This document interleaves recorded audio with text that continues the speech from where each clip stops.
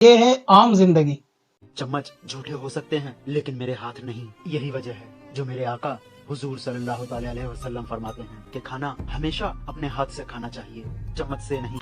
और ये है मेंटोस जिंदगी।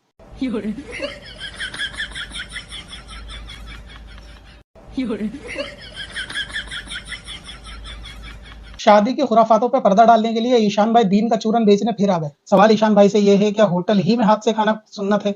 दलील इसमें ये दी गई कि वहां पे चम्मच झूठा होता है। सवाल ये है कि होटल वाले ने चम्मच तो धोए होंगे, बर्तन भी धोए, वरना प्लेट भी वो झूठी है जिसमें ईशान भाई खा रहे हैं, उसके बारे में क्या? अगर आप कहोगे कि मुंह से नहीं लगाई जाती प्लेट, तो मैं पूछूंगा फिर पानी किस चीज में पिया? गिलास भी वहां पे झूठा हो सकता है, तो अपने घर से गिलास लेके आना चाहिए। दूसरी चीज, खाना सिर्फ चम्मच से सुन्नत नहीं है। ईशान भाई को ये चीज याद रही कि हाथ से खाना सुन्नत है, लेकिन सर ढक के खाने के बारे में ईशान भाई भूल गए, उसके बारे में कोई जिक्र नहीं। कुर्सी मेज पे बैठ के खाने के बारे में खिलाफ सुन्नत ईशान भाई भूल गए, उसके बारे में कोई जिक्र नहीं। सबसे अजीम तरीन सुन्नत जो है वो दाढ़ी रखना है। ईशान भाई से गुजारिश ये है कि किसी वीडियो के अंदर ये भी पैगाम दे कि दाढ़ी रखना सुन्नत है, ताकि नौजवानों को दाढ़ी की तरफ रगबत मिले और वो सुन्नत पे अमल करें। और आपकी भी माशाल्लाह शादी हो गई है, तो अब आप भी सुन्नत पे अमल करें। मैं आपको दावत देता हूँ कि खाने की सुन्नतें बताने के साथ दाढ़ी जैसी अजीम सुन्नत पे भी आप अमल भी करें और नौजवानों को इसकी तरगीब और दावत भी दें। कि खाना हमेशा अपने हाथ से खाना चाहिए, चम्मच से नहीं। कि खाना हमेशा अपने हाथ से खाना चाहिए, चम्मच से नहीं।